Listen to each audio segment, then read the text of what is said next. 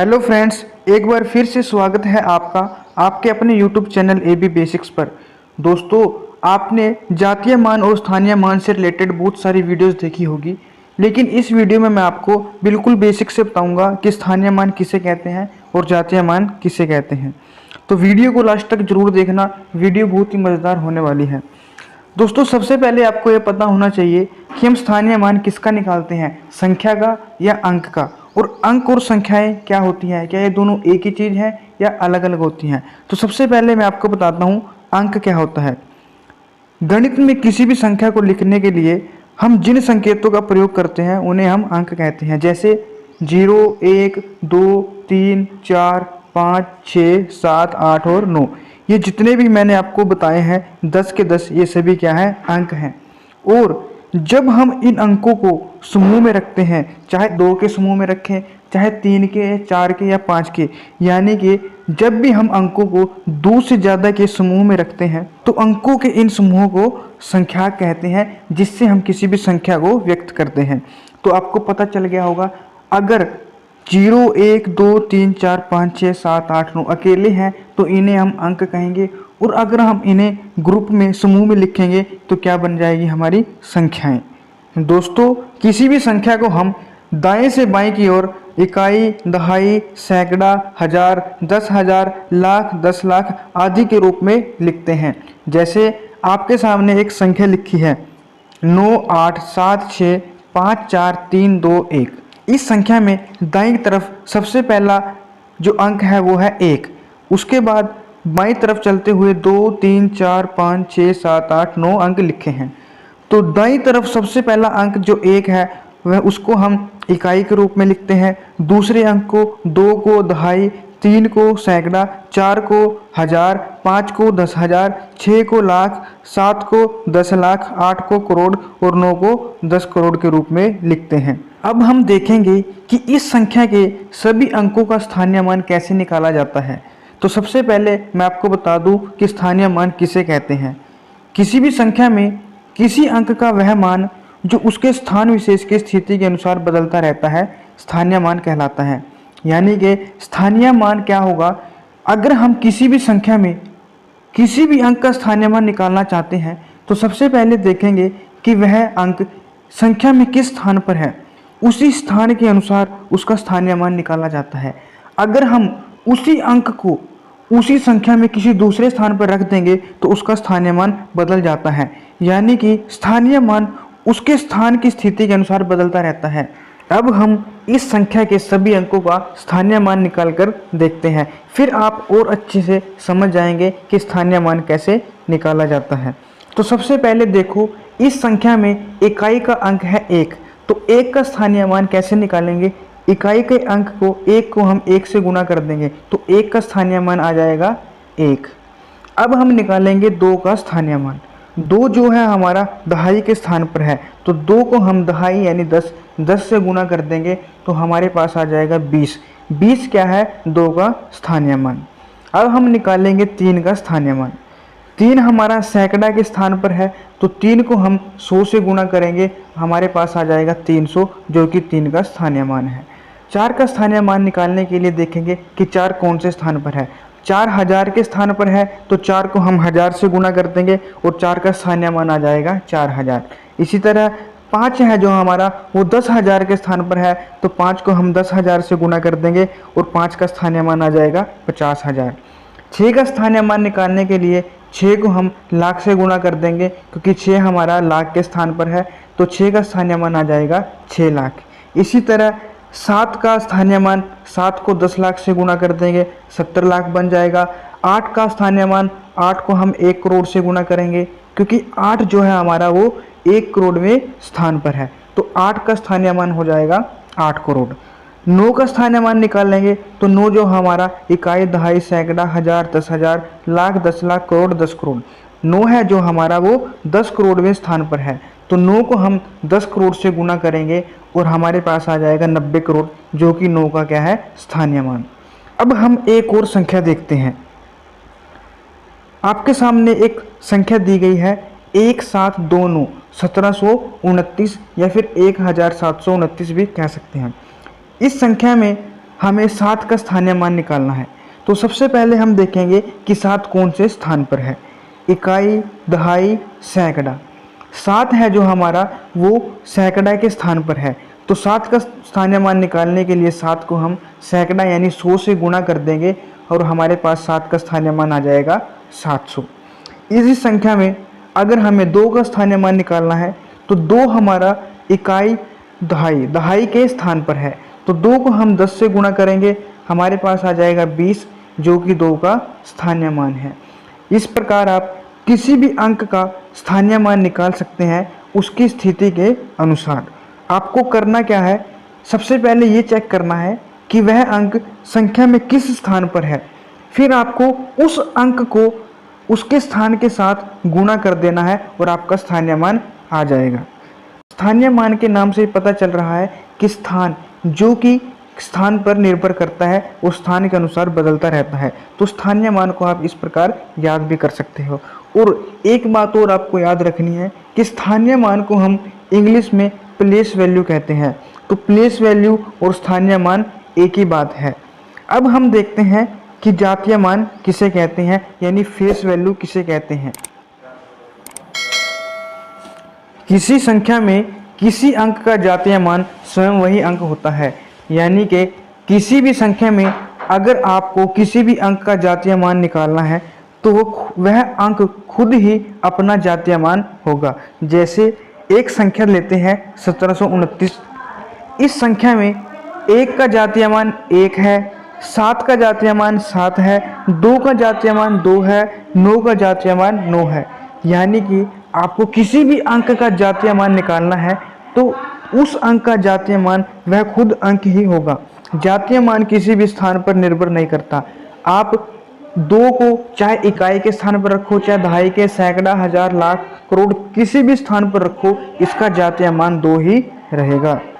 जातीय मान को वास्तविक मान, अंकीय मान या अंकित मान के नाम से भी जाना जाता है। तो अगर आपसे किसी भी संख्या में पूछा जाए कि इस अंक का जातीय मान क्या है या इस अंक का वास्तविक मान क्या है या इस अंक का अंकीय मान या अंकित मान क्या है, तो एक ही बात है, जातीय मान, वास्तविक मान, अंकीय मान, अंकित मान सभी एक ही होते हैं।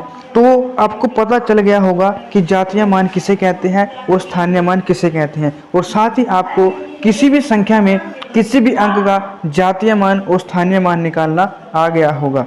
जातीय मान को हम वास्तविक मान भी कहते हैं और वास्तविक का मतलब होता है असली।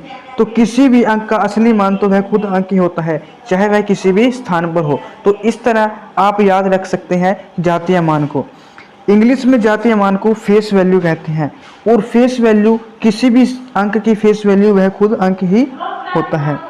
अब आपको कुछ बातें और ध्यान रखनी है, वो क्या है कि इकाई अंक का स्थानीय मान एवं जातीय मान दोनों समान होते हैं। तो ये बात आपको ध्यान रखनी है। मान लो आपके पास एक संख्या दी हुई है 5739, तो इसमें इकाई का स्थान क्या है 9 और 9 का जातीय मान 9 होगा और 9 का स्थानीय मान भी 9 होगा। तो इकाई के अंक का जातीय मान और स्थानीय मान हमेशा समान होता है। दूसरी बात जो आपको ध्यान रखनी है कि शून्य का स्थानीय मान और जातीय मान हमेशा शून्य ही होता है। अब 0 का जातीय मान तो आपको पता है 0 ही होगा। स्थानीय मान अगर 0 किसी भी स्थान पर होगा और उसका स्थानीय मान निकालने के लिए हम उस स्थान से गुणा करेंगे। जैसे मान लो किसी भी संख्या में 0 है जो वो 1000 के स्थान पर है और जब हम 0 को 1000 से गुणा करेंगे तो हमारे पास 0 ही आएगा। तो 0 का स्थानीय मान और जातीय मान हमेशा 0 ही होता है। 0 की प्लेस वैल्यू भी 0 होगी और 0 की फेस वैल्यू भी 0 होगी। तो ये बात भी आपको ध्यान रखना है। अब मैं आपको कुछ क्वेश्चंस करवाता हूँ। सबसे पहला प्रश्न है, संख्या 5278 में सभी अंकों का स्थानीय मान ज्ञात कीजिए। इस संख्या में आपको सभी अंकों का स्थानीय मान ज्ञात करना है। सबसे पहले शुरू करते हैं इकाई के स्थान से। इकाई के स्थान पर है 8, तो 8 का स्थानीय मान निकालने के लिए हम क्या करेंगे, 8 को 1 से गुणा कर देंगे। तो 8 एकम 8, 8 का स्थानीय मान आ जाएगा 8। उसके बाद दहाई के स्थान पर है 7, तो 7 को हम 10 से गुणा कर देंगे और 7 दहा 70, तो 7 का स्थानीय मान आ जाएगा 70। आप इसे ऐसे भी याद रख सकते हैं कि 7 के पीछे कितने डिजिट बचे हैं, सिर्फ एक डिजिट बचा है 8। 7 के पीछे सिर्फ एक अंक बचा है 8, तो 7 के पीछे एक जीरो लगा देंगे तो 70 बन जाएगा इसका स्थानीय मान। अब सैकड़ा के स्थान पर है 2, तो 2 को हम 100 से गुणा करेंगे, 2 को 100 से गुणा करने पर आएगा 200, तो 2 का स्थानीय मान हो जाएगा 200। और दूसरे तरीके से 2 के पीछे कितने अंक हैं, 2, 7 और 8, तो 2 के पीछे 2 अंक की जगह 2 जीरो लगा देंगे तो भी 200 ही बनेगा। अब बात करते हैं 5 की।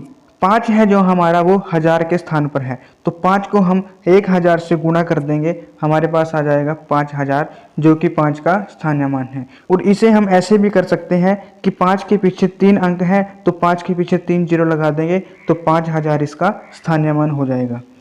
अब देखते हैं एक और एग्जाम्पल। संख्या 432.483 में दशांक, शतांक और सहस्त्रांक का स्थानीय मान व जातीय मान बताइए। दोस्तों, यह प्रश्न करने से पहले आपको पता होना चाहिए कि दशांक क्या होता है, शतांक क्या होता है और सहस्त्रांक क्या होता है। तो सबसे पहले मैं आपको इसी के बारे में बता देता हूँ, फिर हम इस क्वेश्चन को करेंगे। सबसे पहले बात करते हैं दशांक की। किसी भी संख्या में दशमलव के बाद का पहला अंक दशांक कहलाता है। जैसे आपके सामने एक संख्या दी हुई है 17.297। इस संख्या में दशमलव के बाद का पहला अंक है 2, तो इस संख्या में दशांक होगा 2। एक और संख्या देखते हैं 14.345। इस संख्या में दशमलव के बाद का पहला अंक है 3, तो इस संख्या में दशांक होगा 3। अब हम देखते हैं जो हमें संख्या दी हुई है 432.483। इस संख्या में दशमलव के बाद पहला अंक है 4, तो इस संख्या में दशांक होगा 4। अब बात करते हैं शतांक की। किसी भी संख्या में दशमलव के बाद का दूसरा अंक शतांक कहलाता है। 17.297 में दशमलव के बाद दूसरा अंक 9 है, तो इस संख्या में शतांक होगा 9। 14.345 में दशमलव के बाद का दूसरा अंक 4 है, तो इस संख्या में शतांक होगा 4। हमारे पास दी गई संख्या 432.483 में दशमलव के बाद का दूसरा अंक 8 है, तो इस संख्या में शतांक होगा 8। अब देखते हैं सहस्त्रांक को। किसी भी संख्या में दशमलव के बाद का तीसरा अंक सहस्त्रांक कहलाता है। जैसे 17.297 में दशमलव के बाद का तीसरा अंक क्या है, 7, तो इस संख्या में सहस्त्रांक होगा 7। इसी तरह 14.345 में दशमलव के बाद का तीसरा अंक 5 है, तो इस संख्या में सहस्त्रांक होगा 5। और जो हमें संख्या दी गई है 432.483, इस संख्या में सहस्त्रांक होगा 3। तो हमें दशमलव के बाद दिए हुए तीनों अंकों दशांक, शतांक और सहस्त्रांक का स्थानीय मान और जातीय मान निकालना है। तो सबसे पहले हम इनका जातीय मान निकालेंगे, क्योंकि जातीय मान निकालना बहुत ही आसान है। 4 का जातीय मान 4 होगा, 8 का जातीय मान 8 होगा, 3 का जातीय मान 3 होगा, क्योंकि आपको पता है किसी भी अंक का जातीय मान वह अंक स्वयं ही होता है। किसी भी संख्या में अगर हम दशमलव से बाईं की तरफ चलते हैं तो सबसे पहला अंक इकाई होता है, दूसरे अंक को हम दहाई के रूप में लिख सकते हैं, तीसरे अंक को हम सैकड़े के रूप में लिख सकते हैं और चौथे अंक को हजार के रूप में, ऐसे हम लाख, करोड़ के रूप में लिख सकते हैं। लेकिन दशमलव के बाद के अंकों को हम दशांक, शतांक या सहस्त्रांक के रूप में लिख सकते हैं, या फिर हम इन्हें दसवां, सौवां और हजारवां भी कहते हैं। जिस प्रकार हमने दशमलव के बाईं तरफ वाले अंकों का स्थानीय मान उन अंकों को उनके स्थान के साथ गुणा करके निकाला था, इसी प्रकार हम दशमलव के दाईं तरफ वाले अंकों का स्थानीय मान भी इन अंकों को उनके स्थान के साथ गुणा करके निकालेंगे। तो 4 का स्थानीय मान है 10वां। 10वां का मतलब होता है 1/10, तो 4 को हम 1/10 से गुणा कर देंगे तो हमारे पास आ जाएगा 4/10। 4/10 क्या है, 4 का स्थानीय मान। 4/10 को हम 0.4 भी लिख सकते हैं। अब हम निकालेंगे 8 का स्थानीय मान। 8 हमारा 100वें स्थान पर है, तो 8 को हम 1/100 से गुणा कर देंगे, या दूसरी भाषा में कहें तो 8 को हम 100 से भाग कर देंगे, तो 8/100 होगा हमारा 8 का स्थानीय मान। इसे हम 0.08 भी कह सकते हैं। अब हम निकालेंगे 3 का स्थानीय मान।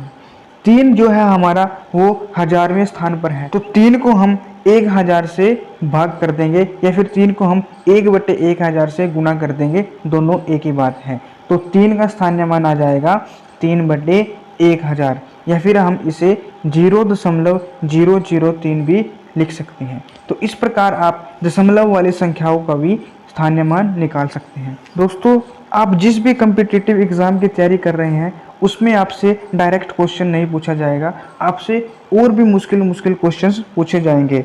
दोस्तों, मैंने बिना दशमलव वाली संख्याओं के स्थानीय मान और जातीय मान से रिलेटेड एक वीडियो पहले ही बना रखी है।